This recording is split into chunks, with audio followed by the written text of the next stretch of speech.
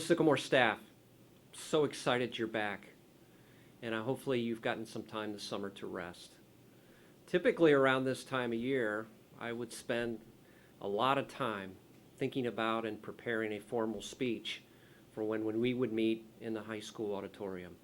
Well, times are different, and I thought about how to address you today as we face this incredibly unusual opening to another school year. And I just thought a prepared speech really just didn't fit. So instead, I'm going to talk from my heart. And I'm just going to talk to you about the importance of how the Sycamore family really needs to come together as we open this school year. And when I say that, I think the first thing that comes to my mind is first day. Really, we're all going to be experiencing a new first day for us. This is going to be completely different. We know that. So things like first day jitters, whether you're teaching, whether you're working in our cafeterias, whether you're in a custodial role, whether you're a bus driver, whatever great role you'll serve in this district in servicing our kids, you may have those first day jitters because this first day will look different than any other first day we've had. So be aware of that, understand that, and be accepting of that. So continuing, I thought about what kind of words would describe what we've been through and what we're about to face. And maybe the first one, and maybe the most important one that I can think about, is gratitude. I am so grateful for every one of you, everything that you have done, and everything that you will do to prepare for our students returning, either in a face-to-face model or in a virtual model. So for staff and for teaching staff, I know you'll be ready. And I'm grateful for that. If you work in another area in the district, I know you're going to be ready, and you're going to do everything you can to service our kids and do the best you can to take care of all of us in this opening. So gratitude, I'm grateful for you. Maybe the next word I'd like to talk a little bit is resilience. Back up a little bit to March. And what experience we went through in the middle of March as we really shut down schools. And the amount of resilience that we all showed in working ourselves and our students through the end of this school year, that school year, was an incredible amount of grit and fortitude. That same grit and fortitude is going to be incredibly important as we open this school year. We are all very naturally resilient people. And I'm excited to see how your grit and how your fortitude will allow us to have the most positive opening that we can. Because we are models for our kids, aren't we? For our students. And how we show that resilience will certainly rub off on our students as well. And then maybe the next word I'd like to talk a little bit about is empathy.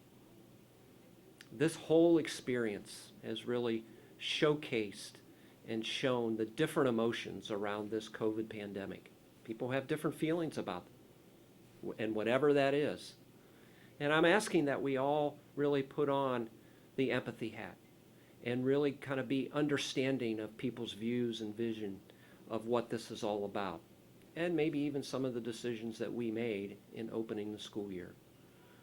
If we can all be a little more empathetic, I think this will go a little bit better for all of us.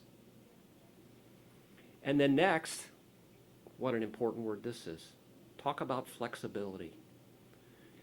We're all going to need to be very flexible. From day one, from the minute we welcome students back, we have to be flexible in how things are going to go, either in our classrooms or remotely. There's a real possibility that at any moment things can change. And how we adjust and we pair that flexibility up with our resilience will be a great model for our students. And that's what I know about this community, and that's what I know about this staff. You understand that. You're flexible people by nature, and together, if we're all flexible, we can make this work. And then secondly, how about a little self-care? This is going to be hard. And we talk a lot about making sure that we're taking care of ourselves. Let's think intentionally about how we practice self-care and how we do take care of ourselves through this time. You need to understand that you are the most important people in the service of our students. And I, as your superintendent, need you to take care of yourself. So think about that. Think how you're going to do that. Your family may be an important component in your self-care, and that certainly is okay. But also your colleagues may be critically important to your self-care as they support you in your daily jobs. Rely on them, lean on them, and together we will get through this. And then finally, I'd like to talk a little bit about grace. I think we all need to extend a little bit of grace to everybody. Grace to our colleagues. It's okay to make a mistake. It's okay that if things don't go perfectly on day one. It's like for teachers, that lesson that you had planned for hours and it didn't go exactly as you had planned.